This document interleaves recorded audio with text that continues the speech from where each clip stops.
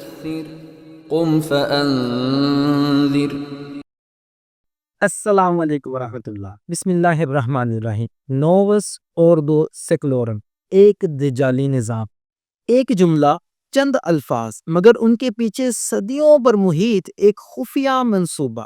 نووس اوردو سیکولورم، یہ الفاظ امریکی ڈالر پر لکھے گئے، مگر ان کی گونج اب پوری دنیا پر چھا چکی ہے. یہ نظام کہاں سے آیا، کس نے اسے تخلیق کیا، اور کیوں آج ہر طاقتور یہی دہراتا ہے A new world order؟ یہ ویڈیو اس راز کا دروازہ کھولے گی جو تمہاری آنکھوں کے سامنے تھا مگر تم نے دیکھا نہیں. اگر تم سچ جاننے کے لیے تیار ہو تو لائک کرو، سبسکرائب کرو اور کمنٹ میں لکھو، کیا واقعی آزادی صرف ایک احساس ہے؟ کیونکہ یہ صرف ویڈیو نہیں، یہ بیداری کی شروعات ہے. دنیا بدلنے والی تھی، مگر اس بار تبدیلی نعرے یا انقلاب سے نہیں، ایک منصوبے سے ہوئی.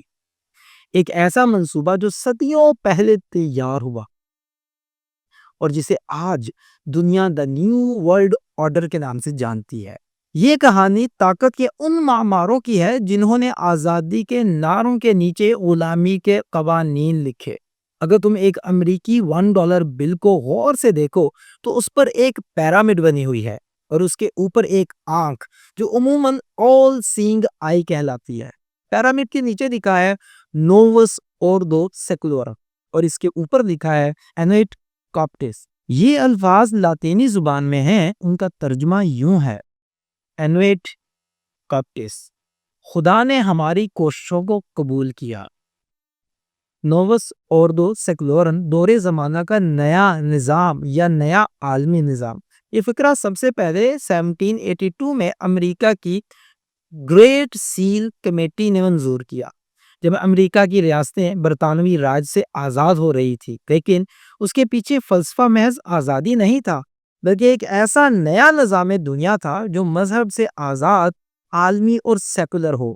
یہی وہ لمحہ تھا جب ایک خفیہ خواب پہلی بار کھلے عام زبان پر آیا. ایک ایسا نظام جو دنیا کو امن کے نام پر اطاعت کے دائرے میں لانے والا تھا. پہلی خلیجی جنگ اس نئے عالمی نظام کی پہلی آزمائش تھی. امریکی صدر جارج H.W. بش اور سابق CIA چیف نے 1991 میں اعلان کیا، Now we can see a new world coming into view, a world in which there is the very real prospect of a new world order. اور پھر کہا must be our mission. Our success in the Gulf will shape not only the new world order we seek, The Gulf War put this new world to its first test, and my fellow Americans, we passed that test. دنیا سمجھی شاید امن آ گیا ہے، مگر دراصل غلامی کا پہلا باب کھل چکا تھا. اب جنگ نہیں، نظام بدل چکا تھا، اور اس نظام کا نام تھا نووس اوردو سیکولورم، یعنی نیا دور، نیا حکم، نیا خدا. ڈیموکریٹک رہنما ریچرڈ جیفار نے بھی اسی لہجے میں کہا، We can see beyond the present shadows of war to a new world order where the strong work together to deter aggression. یعنی ہم جنگ کے سائے سے آگے دیکھ سکتے ہیں، ایک ایسے نئے عالمی نظام کی طرف جہاں طاقتور مل کر کمزوروں کو قابو میں رکھیں گے. یہ جملہ امن کی زبان میں بولا گیا، مگر حقیقت میں یہ تھا کنٹرول کا معاہدہ. آپ بھی سوچ رہے ہوں گے کہ اگر یہ سب ایک دجالی نظام ہے تو کیا دنیا کے پاس کوئی دوسرا راستہ ہے؟ کیا کبھی ایسا نظام بھی تھا جو انسان کو آزاد کرتا تھا، قابو میں نہیں رکھتا تھا؟ شاید اس کہانی کا ایک دوسرا باب بھی ہے جسے ہم بھول چکے ہیں، اور اگر آپ جاننا چاہتے ہیں کہ وہ دوسرا نظام کیا ہے تو اگلی قسط مت چھوڑنا، وہ تمہیں بتائے گی کہ دجالی نظام کا اصل توڑ کیا ہے. تو چلتے ہیں واپس اپنے موضوع کی طرف. 1950 میں مشہور بینکار جیمز واربرگ، جو روتھشائلڈ خاندان کے نیٹ ورک سے منسلک تھا، نے امریکی سینٹ میں اعلان کیا، We shall have a world government, whether or not we like it. The question is only whether it will be achieved by consent or by conquest. یعنی ہمیں ایک عالمی حکومت مل کر رہے گی، چاہے ہمیں پسند ہو یا نہ ہو. سوال صرف یہ ہے کہ یہ رضا سے ہوگی یا جبر سے. یہ وہی رضا یا جبر ہے جسے بعد میں اقوام متحدہ، عالمی مالیاتی اداروں اور ڈیجیٹل قوانین کے ذریعے نافذ کیا گیا۔ سن 1931 میں فرانسیسی مورخ پال مونٹاکس نے لکھا، "The builder of this new world order must be education"، یعنی نئے عالمی نظام کا معمار تعلیم ہی ہوگا۔ یہی وہ لمحہ تھا جب علم کو ہتھیار بنا دیا گیا، نصاب بدلے، نظریات گھڑے گئے اور ذہنوں کو ایک عالمی سانچے میں ڈالنے کا عمل شروع ہوا۔ سن 1968 میں امریکی سفارتکار Richard Gardner council of foreign relations کا اہم رکن، اس نے کہا، "We are likely to do better by building our house of world order from the bottom up, eroding national sovereignty piece by piece"، یعنی ہم اوپر سے نہیں بلکہ نیچے سے عالمی نظام تعمیر کریں گے، قومی خود مختاری کو آہستہ آہستہ ختم کرتے ہوئے، اور یوں ایک ایک معاہدہ، ایک ایک بحران، ایک ایک اصلاح کے نام پر دنیا کے ملک اپنی خود مختاری دیتے گئے۔ یہ سمجھے کہ ترقی ہو رہی ہے مگر حقیقت میں زنجیر مضبوط ہو رہی تھی۔ 1969 میں امریکی نائب صدر نیلسن راکفیلر نے کہا، "The nation state is becoming less and less competent. These are the reasons pressing us to build a new world order"، یعنی قومی ریاستیں ناکام اور سرمایہ دار کامیاب۔ اب فیصلے پارلیمنٹ میں نہیں بلکہ بورڈ رومز میں ہوتے ہیں۔ 1975 میں امریکی وزیر خارجہ ہینری کسنجر نے اقوام متحدہ میں کہا، "To all peoples and governments, let us fashion together a new world order"، یعنی تمام قوموں اور حکومتوں سے آؤ ہم مل کر ایک نیا عالمی نظام تشکیل دیں، اور یوں یہ دعوت امن دراصل ایک حکم اطاعت بن گئی۔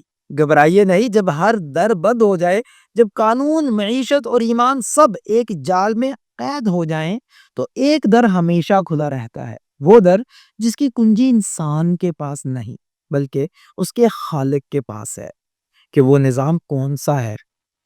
اگر تم جاننا چاہتے ہو کہ وہ نظام کون سا ہے جو اس دجالی نیو ورلڈ آرڈر کو توڑ سکتا ہے، تو اگلی قسط ضرور دیکھنا، وہی تمہیں بتائے گی کہ نجات کہاں سے ملے گی۔ ابھی واپس آتے ہیں اپنے موضوع پر۔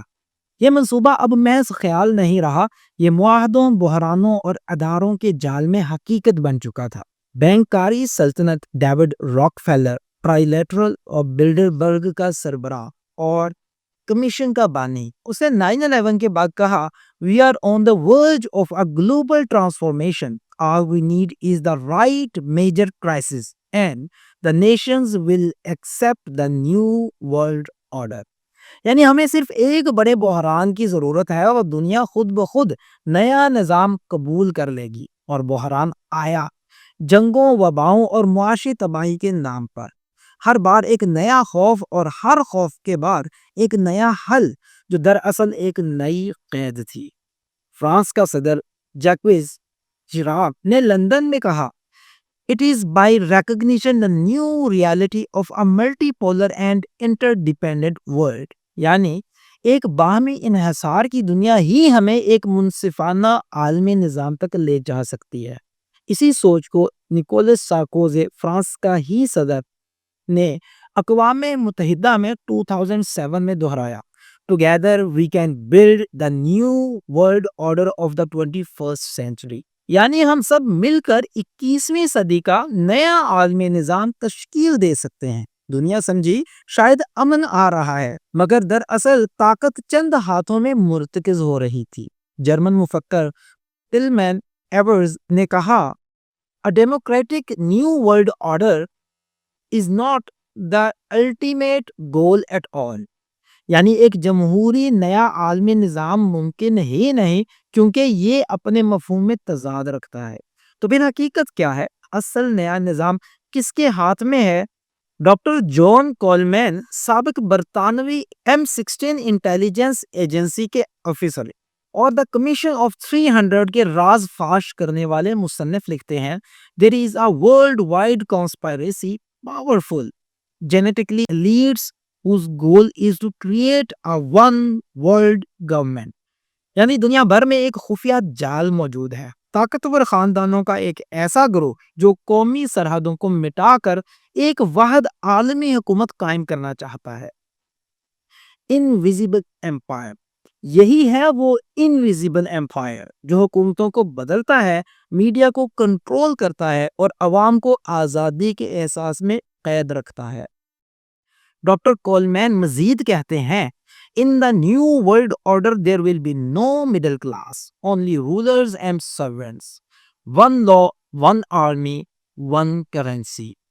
یعنی نئے عالمی نظام میں کوئی درمیانی طبقہ نہیں ہوگا، بس حاکم اور غلام، ایک قانون، ایک فوج، ایک کرنسی۔ یہی ہے نووس اوردو سیکولورم، جہاں آزادی ایک نعرہ اور انسان صرف ایک نمبر۔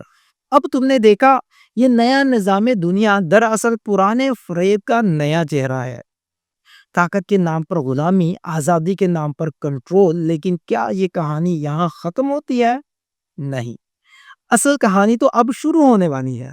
کیا اس دجالی نظام کا کوئی توڑ ہے؟ کیا دنیا کو اب بھی نجات کا راستہ مل سکتا ہے؟ جی ہاں، ایک نظام ایسا ہے جو طاقت سے نہیں عدل سے چلتا ہے۔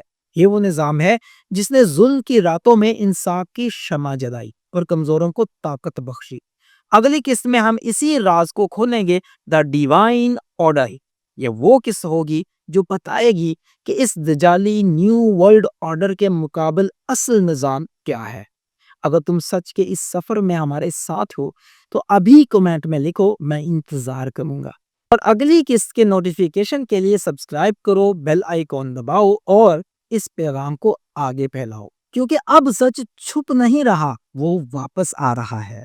اٹھو، قم فانذر، rise for the next illusion awaits۔